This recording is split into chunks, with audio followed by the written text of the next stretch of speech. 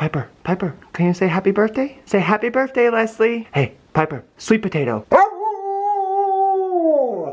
What up, nerds? How y'all doing out there? I hope this video is finding you well. Welcome or welcome back to Get Right On In. My name is Andrew, for those of you who do not know, and this is my sad attempt at doing a Mississippi accent in honor of Ms. Lezlie at the Nerdy Narrative, because today I'm gonna be doing the Nerdy Narrative book tag. Well, that's enough of that, but today I will be doing that Nerdy Narrative book tag in honor of Ms. Lezlie for her birthday. This tag was originally created by Una and Crypto over at the Codex Cantina, so I will make sure to include their absolutely hilarious original video to this down in that description box. If you do not know who Lezlie is, she is my booktube bestie, so if you are missing out on her content, then your life has not been enlightened yet. So you make sure to follow the link to her channel down in my description box as well. And now, with all of that out of the way, without further ado, let's just get right on in.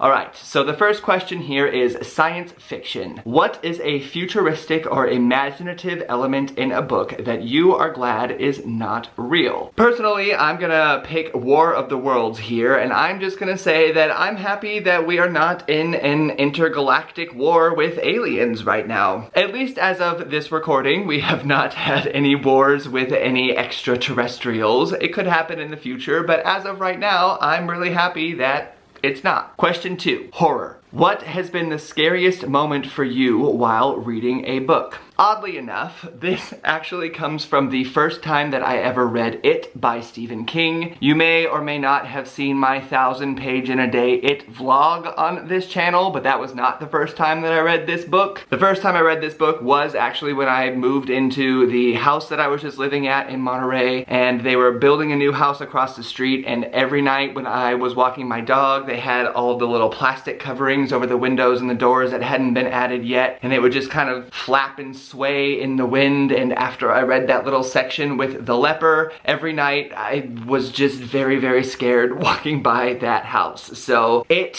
has definitely affected me, and Pennywise is gonna come and visit me at all given times of the night. But that has more of an effect after that 1,000-page in a day vlog, so if you've seen that, then you know why Pennywise is just gonna haunt me forever. Question 3, fantasy. What would you import from a fantasy world into our world? I'm gonna go with teleportation, because I recently just relaunched my travel vlog, blog, podcast stuff, and I'd love to just be able to hop around and do whatever I wanted and go wherever I wanted, including visiting Miss Lezlie over in Florida, because I think that would be awesome to join her at the Epcot Center. And she's also with a bunch of other booktubers that I love, like Alan from Alexandria and Jesse from the Bookish Mom. Mr. Crypto himself, who I have discovered knows who I am since he tagged me to do this video, and I didn't even know he knew of my existence before then. But I also would love to just be able to go wherever I wanted and go back to New Zealand at any given time, and go to Iceland, and go to the North Pole and the South Pole, and just anywhere. So can we just teleport all around the entire world? Like, how cool would that be? Number 4, comics and manga. What is a comic you enjoyed or one you have wanted to check out? I will be honest here that I've never really gotten that into comics before. I would, however, like to check out the graphic novels for the Dark Tower series, because that is one of my favorites by Stephen King. As of now, really the only graphic novel, comic book-esque stuff that I've read is Ted Decker's Circle series. When I bought those books, I bought them with the graphic novels attached at the end, and I read the graphic novel alongside of the regular novel, but that's really, so far, the only real experience I have in that realm of books. Number 5, literary fiction and classics. What is a classic book you've been meaning to get to but haven't yet? First of all, I'd like to partially agree with Angela from the Literature Science Alliance's answer to this, because she was talking about what is a classification of a classic these days and how far back that has to go in order to be considered classic versus contemporary. But I will stick with some 19th century literature here, here, and for some reason I've always really wanted to read Jane Eyre. I don't know why, but I just am interested to see what the hype of that book all was about. But also I am currently reading the Brothers Karamazov with Leslie and the Codex Cantina and Christy Lewis and a couple of other channels that I'll have all linked in the description box as well. Now that I'm into that book, I would also like to be able to get into a little bit more Dostoevsky, except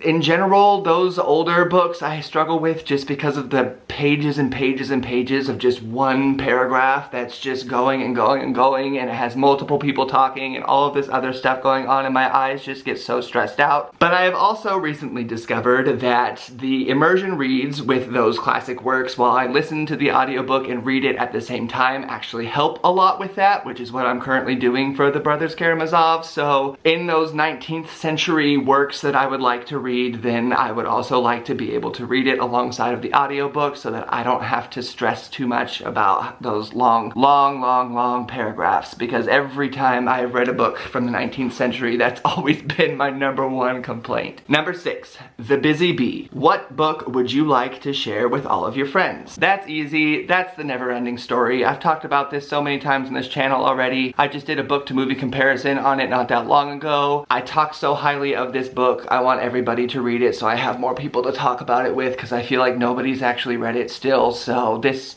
is my answer for this. Everybody go read The Never-Ending Story right now. Number 7, influencer. If you could have influenced an author to make a different decision in a book, what would it have been?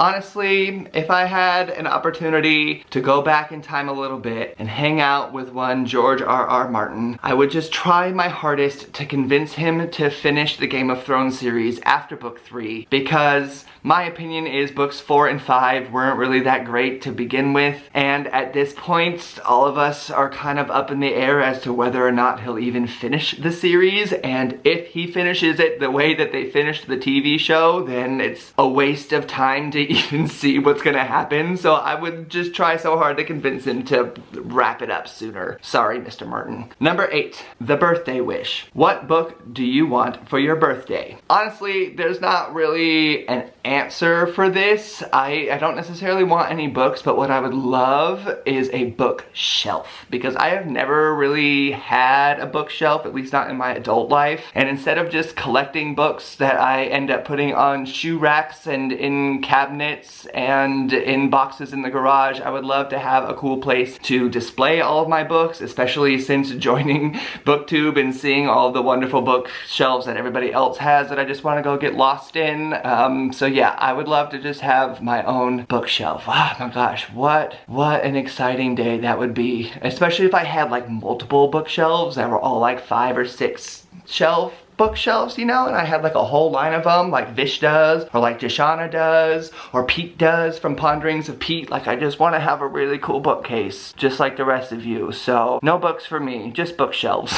And the last question, number 9, is the invite. So who do I want to invite to my BookTube party and share some cake with? There have been a lot of people who have tagged in this video already, but I'm gonna go ahead and let you know that if your name is Jashana, or Pete from Ponderings of Pete, or Joanna Sousa, or Kisty Reads, or Rima Reads, or Erica at Geeklet Reads Stuff, or Philip Chase, or anybody else out there who wants to do this tag and join this party, tag. You're it. Especially because any reason and opportunity that any of us have to gush over Leslie is a good reason, and I will take up any opportunity I have to let people of the world know how awesome she is. And that will do that for me on this lovely little nerdy narrative tag. Thank you so much, Una and Crypto, for creating this tag in the first place. Honestly, their video on this is so funny, and they pulled it off so well. They even had a cameo from her husband. It was just so well done and perfect. And also, thank you for tagging me in this video so I had an opportunity to do it myself. I love Leslie. She's been around on my channel since the beginning. She's really one of the first subscribers that I had, and she supported me ever since. So I'm grateful to have her, and I'm grateful for the opportunity to share that love with her and have this tag that was just all about her. And thank you all so much for watching. If you liked this video, I would love it if you gave it a little thumbs up, as well as considered pressing that little subscribe button to join me on Tuesdays and Thursdays and Sundays sometimes on Sundays for bookish and writerly and entertainment-y-esque content just like this. In the meantime, I hope you all have a day just as beautiful as you, and I will see you in the next one. Bye!